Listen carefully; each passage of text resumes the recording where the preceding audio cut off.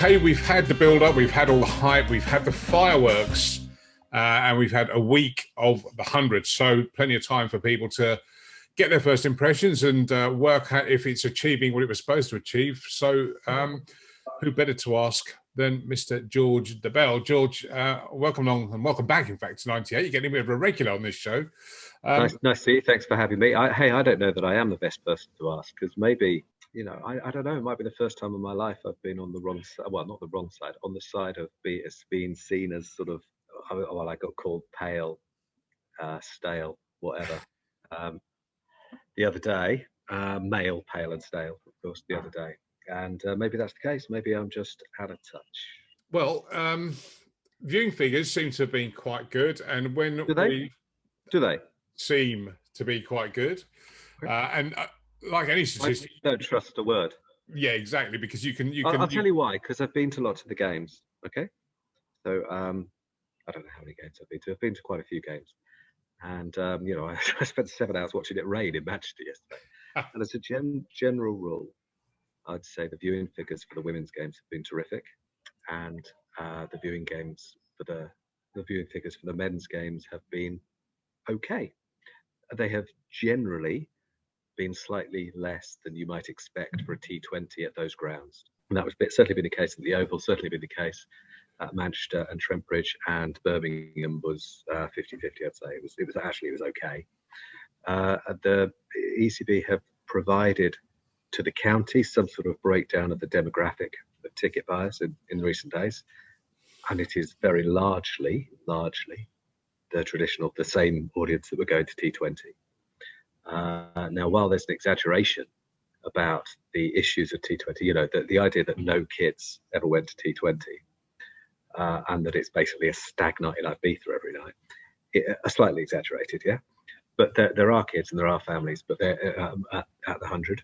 But maybe the environment at the women's games has been slightly more what they were after. And I think you'd have to say that the women's competition at this stage has been pretty much an undisputed success. And the men's, the cricket's been fine. I mean, the format for me works fine. Absolutely fine. Pretty much the same as T20. I actually think the innovations are a slight drawback, but very minor. It's good cricket. I mean, I've enjoyed watching the cricket, no doubt about that. Yeah, I think so. And I think the good bits that I've sort of liked are the speed of the umpire referrals, the general kind of pace of getting the game on and not getting dragged back. Although, having said that, we've yet to hit that 65-minute magical figure which we were promised an innings would take. So those things that you've just said, just to focus on that, because you're right, they're good things. And let's give it credit where it's due.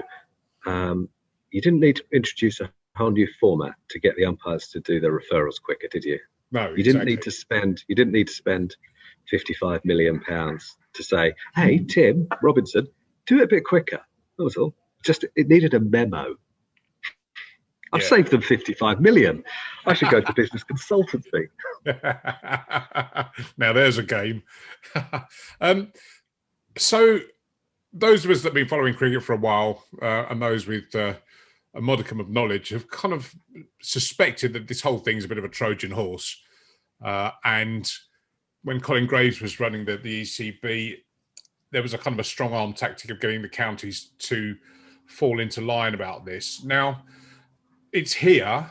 I would reckon it will be here next year when hopefully there are more big names to kind of jazz up the razzmatazz side of it. But do you see this transforming into the 120 in the not too distant future and returning to T20? Of course, that's possible. I can't. I'd be guessing. If I had a punt right now, I'd say that maybe T10 will be the direction of travel. And the reason I say that, well, there's various things. One, even modern players would apparently fit that into the window. I mean, surely. And secondly, I think there's a possibility that the Olympics will be played over the T10 format. I do think Olympics cricket is going to happen. I suspect it'll be 2028, might be 2032. But I think it'll happen. And I think that if you're going to the Olympics this is relevant. I know it seems like a tangent. The reason you're going is to increase the global spread of the game, grow the game, as the modern expression goes. So you want as many teams as possible. If you play T20, it seems you can only get 8 teams there. So, you know, you want as many as you can. So if you play T10, you could probably get 16 there. Now, for a sport to be accepted at the Olympics, it has to be played at some sort of global level, recognised by the governing body, and that is not the case in cricket right now. So England, the ECB, could go that direction. I think that would be shrewd. I would support it for what it's worth. And for those who say I don't like change, I would support that. And the thing is with the 100, I just don't see other countries adopting it because I think it would present a threat to their existing T20 product. So why would the IPL, why would India even look at a tournament that could potentially undermine the value of the IPL? That would be ludicrous, wouldn't it? So I think that would be the case most places. Having said that, there will be issues with the broadcast window in other places. I know it doesn't seem to be an issue right now in India, but eventually people will want to know what time they're going to go home, and they won't be able to bring kids because, you know, it finishes at midnight, whatever. So those things are all relevant. But I'm open-minded as to what happens next. I don't think it's been a cataclysmic failure by any means, do you? But I actually don't think it's been a rip-roaring success either. I mean, to be honest, it's pretty much what I expected. If I'm really honest, the cricket's maybe been even better than I thought, but I thought it would be entertaining. I said that to you, I think, that cricket's a super game. T10, I think, will have, there'll be people who resent that as well and have reservations about that. And I get that, but I think that might be the direction of travel. That's a punt anyway. Now, looking across social media, and I'm on, and I'm sure you are as well, members of various pages of varying abilities of discussion, but there seems to be a common thread on any kind of cricket page or cricket discussion group that the 100 is almost like the antichrist to the county game. Now, for those of our listeners that probably don't understand why people are so afraid, can you just sort of explain why it's perceived that county cricket is a threat from the 100? Yes, because it's played at the same time, partly. So I'm watching a Royal London 40 game as we speak, and it's pretty good, but it's almost a second 11 game. You know, there are people who have been signed from league cricket. There are people who are still at school or college. And so firstly, there's the threat to the existing game. And that isn't just the Royal London tournament, which is, of course, the domestic tournament which supposedly prepares people for the 50-over World Cup.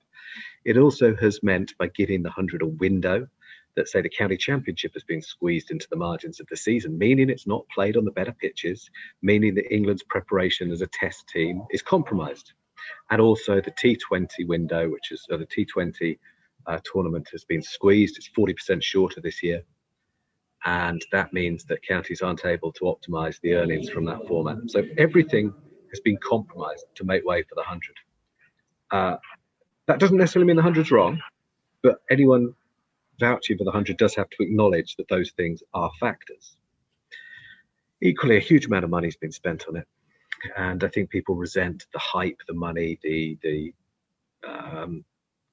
fireworks that you're talking about, because maybe that money could have been spent elsewhere. You know, I believe in the expression about the power of crowds. There's a theory, isn't there?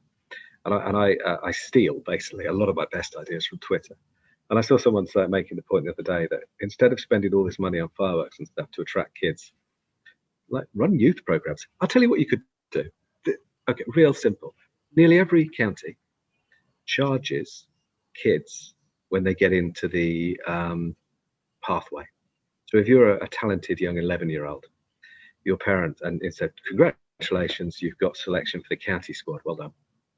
Please give us £300.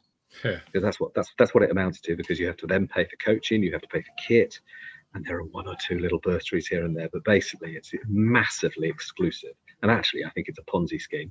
I think some counties, one northern county, I believe, has a dozen or so under 13 teams.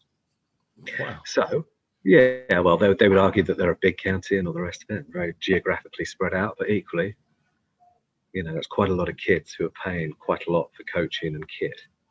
So how about all the money was spent ensuring that there was equal opportunity for kids of whatever background, whatever social standing or economic environment, that they could come in and they could have those opportunities for free. How about that? How about you don't charge for All Stars? I mean, it's 30 quid. It doesn't sound like a huge amount of money. It's not. But if you don't have it, it is a huge amount of money, and we want our game to be for everybody.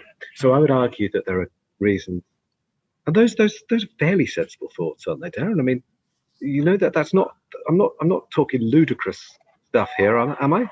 That could have happened.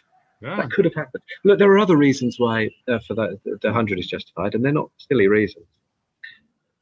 And none of it is really that silly. You can disagree with people very respectfully. What I would say is that the debate has become quite polarized and quite nasty sometimes. I don't recall, maybe on an Ashes tour, sometimes I get fearful abuse from Australians, but I don't recall ever having had such a toxic environment in social media. And that's fine. I mean, I'm old and ugly enough to deal with that, certainly. But to be honest, the most abuse I'm getting is from people who think I'm too pro the 100, which makes me laugh. Because I think the ECB think I'm the poster boy for anti-100. They really do. But it's sort of become like the Brexit argument. It's become so polarised and so ugly that we're in danger of falling out with people who we've been hanging out with for years. And we all want the same thing. We want cricket to prosper. We want to watch our lovely game together. So I do think that we should all, including myself, probably just chill the hell out of it. Yeah. And remember that it's a long life we lead. Things come and things go, and that no one's died.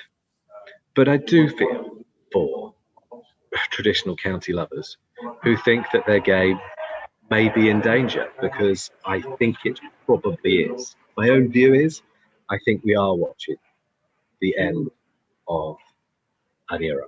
I do, and people will think that's over the top, but do you think there'll be 18 counties in 10 years? No. I don't. I mean, I'm seeing really, the game I'm watching, which is Warwickshire v Leicestershire right now, Royal London.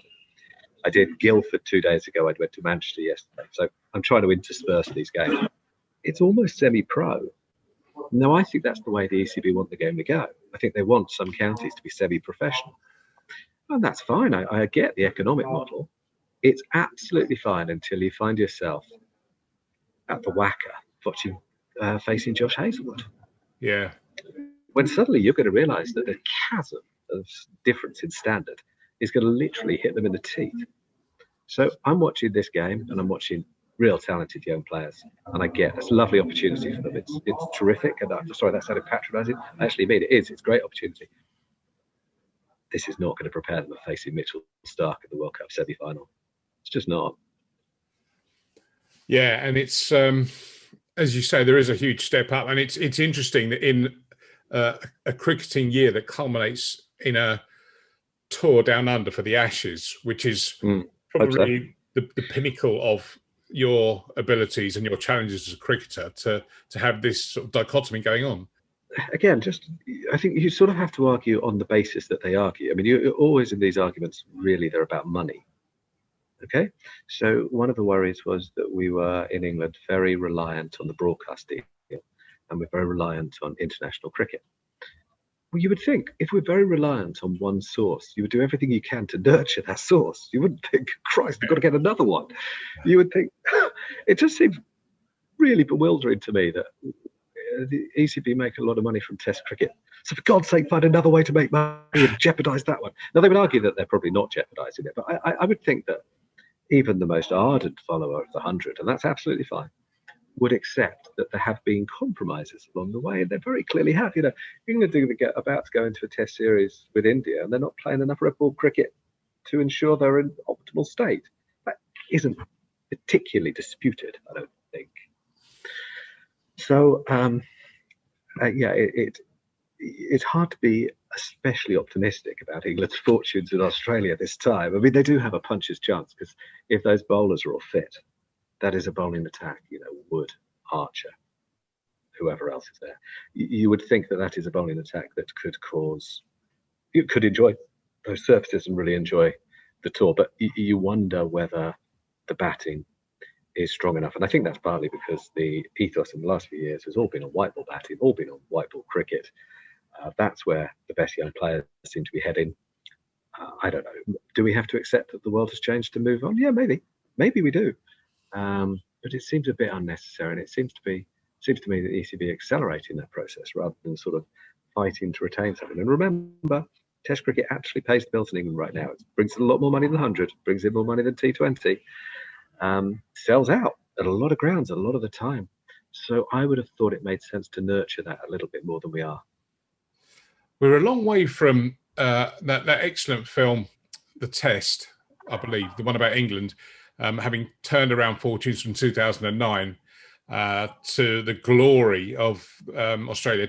Can't believe it's 10 years ago when we went down there and won so famously. And that was all part of a plan then to basically, which was Andy Flower's master plan to get England back to the top of world cricket. But since then, it just seems to have been, as you say, jettisoned for white ball glory. I don't quite... Well, they did. You know, let's remember that they won the World T20 in 2010 in Barbados too, and they went within an ace of winning the Champions Trophy here at Edgbaston in 2013. So they were quite good at other formats. They did play an old-fashioned style of 50-over cricket, but you know, they're quite good at it. They didn't play so different a style to the one that India are playing now. Not so different. Anyway, yeah, we've come a long way. Look, that was a bit of a freakish team. Well, it was. I think you can acknowledge that, you know, batters rather like KP don't come along very often. Bowlers like Graham Swan don't come along very often. But I think the key thing to remember with that, and it's really interesting that you brought it up, is that I would argue that team was developed in those years of county cricket, which were really strong, strongest in my lifetime, certainly, when two divisions had just been introduced. I think that was in 2000. 4-day cricket, and quite a lot of good overseas players. I think Justin Langer said in 2004 that it was the highest standard of domestic cricket he had played, equal with the Shield, to be fair. And those guys went into the Test team hardened from that first sort of 8, 9, 10 years of the Centuries County Championship programme, because they were playing good, tough, competitive cricket. And I'm always going to say that if you get the domestic situation right, the international team will largely look after itself. So I thought those years moulded the side better than anything. It's always interesting with that trip. I'm not positive it was mentioned in the film. I love that film. I think I get credit at the end, by the way. So yeah, I think so. I mean, the director is a big friend of mine, and we talked. It was kind of based on the story of Jonathan Trott, and I'd done Trotty's book. So there was some tie-ups there, and I think it's terrific, that film. If anyone hasn't seen it, I really, really think it's sort of a brilliant memento at the time, but also a brilliant. It's brilliantly entertaining, you know, and quite emotional. It's great on every level, so I really recommend it. But do you remember there's a bit, and there's a lot of importance given to it, about the training camp in Bavaria before that tour. So there's a lot talked about that. Who didn't go on that camp? I'll tell you. Alistair Cook and Jonathan Trott. Who were England's top scorers? You know, we look sometimes. We all do. I mean, we all look for reason and solutions, and very often we post-date them. And I don't think that training camp was, you know, any more important than, I don't know, any other sort of training camp that anyone has before at all. I think what was really important was the 8-10 years of county cricket those guys played, where they became toughened, experienced guys. And that's why, and this is important, I think, was it 4 of that top 7 scored centuries on Test debut? Well, that's amazing, isn't it? Yeah. 2 more of them scored 50s. One of them got a 5 on Test debut, which was Jimmy Anderson. And one of them got 2 wickets in his first over, which is Graham Swan, which suggests, doesn't it, that they were prepared. They were, you know, the county game had really done its job in nailing them and in preparing them for international cricket. Now, is that still the case? I wish it were. You know, I'm still going to defend the county game, but I do think we're giving it a hell of a lot of obstacles.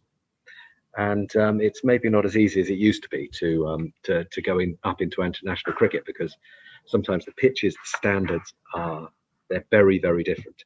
And the game I'm watching now, where I'm basically watching second 11 cricket, it's a bit harsh. I don't mean to be disparaging, but there's a lot of kind of watching. I mean, I think I'm watching a 17-year-old bowling.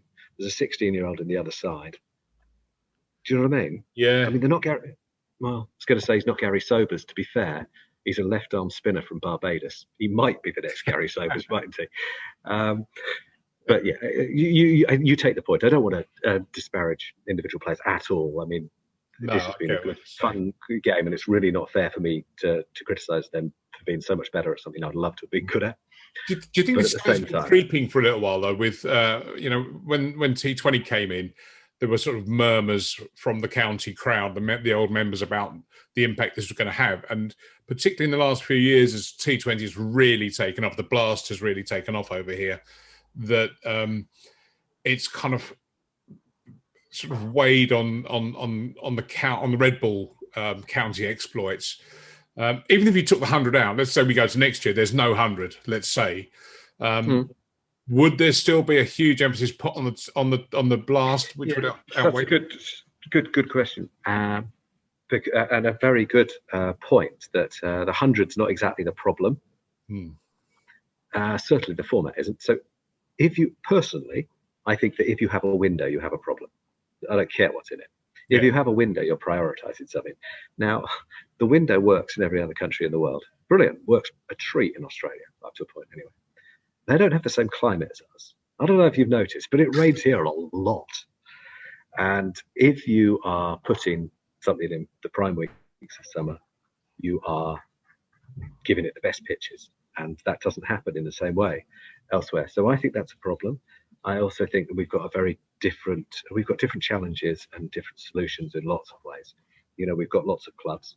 Personally, I think T20 can work. I get that it works brilliantly at Adelaide with a full house of 75,000. It does. It's brilliant. But equally, it could work great at a full house of Chelmsford of 4,500. Yeah. It really does. It works. It feels intense. Or at Taunton or at Hove. It really bloody works. And we didn't need to adopt a different business model. We could have proudly gone our own way and accepted that, some things in England are different. But I think that could work really, really well. And I think we've made a mistake going from it. So if you got rid of 100 and still played the blast in a window next year, I would remain equally as grumpy. Maybe I'm just a very grumpy man, Darren. Maybe that's the problem. No, I've seen photographs of you smiling and laughing, so I'll. I probably saw someone fall down the stairs. Oh, you're a hard man. You're a hard man. I'm not really. It's worth saying that it does come from it really does come from caring. I'm not just trying to be controversial or anything like that. I'm really not. It's because I really care about county cricket, and I think we're heading in the wrong direction. Well, that's the interesting thing about this whole debate. And as you say, in this kind of post-Brexit environment that we live in, that you can't have a discussion. You have to have a vitriolic, death threat laden. Well, yeah. Well, funny you should say. You probably can. You have to keep reminding yourself that lots of comments that people make on Twitter are reasonable. But if someone is very rude, then maybe you give it a disproportionate amount of reaction. And you have to keep reminding yourself. And lots of people disagree very respectfully. So I'm big friends. People wouldn't believe it, but I love Don Topley. We are proper friends. I really, really like him. I'm seeing him tomorrow. And we massively disagree on the 100. He is a huge fan. Yeah, he is. And he's got nothing to gain from it. Not like some of the cheerleaders who are paid to support it. He believes it because he thinks it's really good for English cricket, and I've got nothing but respect for that and him. I just disagree. Yeah. And we disagree, and we have a couple of arguments, and we'll have a beer together and move on. You don't have to fall out. But it's funny because I actually get on quite well with some of the ECB people who you would think I'm at their throats, wouldn't you? And we actually appear to rub along kind of okay. I think that's the thing that, if you respect people's intentions and what they're saying about, and it's not just county cricket, because I said just now I really care about county cricket. Listen, I've never been interested in the sort of bucolic ideal and sitting in deck chairs and the the sound of cricket washing over you. I actually kind of hate that stuff. I do, actually. It doesn't interest me at all. It's fine if other people, great, love it. But I think it has to matter. I think it has to be hard and relevant and tough. It has to produce players. So I still, while I'll defend the 18 county system, there's a couple there that are getting real tough for me to defend. I mean, I'm struggling to defend Derbyshire. I would love them to prove me wrong now. I'm struggling to defend Glamorgan. But so it has to matter, yeah. And the reason I care about it is because I think it's the best way to produce entertaining cricket, attract another generation of people, and produce England players. So I think the model could work, has worked, and would work if we allowed it to. But I think there's a lot of short-termism, and I don't think that the people running cricket have quite the same sort of faith in the game that I do. The good thing is, what the other 100 being on TV has shown us, that you put cricket on TV and people will fall in love with it. It's a great bloody game, eh? Oh, yeah, absolutely. Now, today is the 29th of July.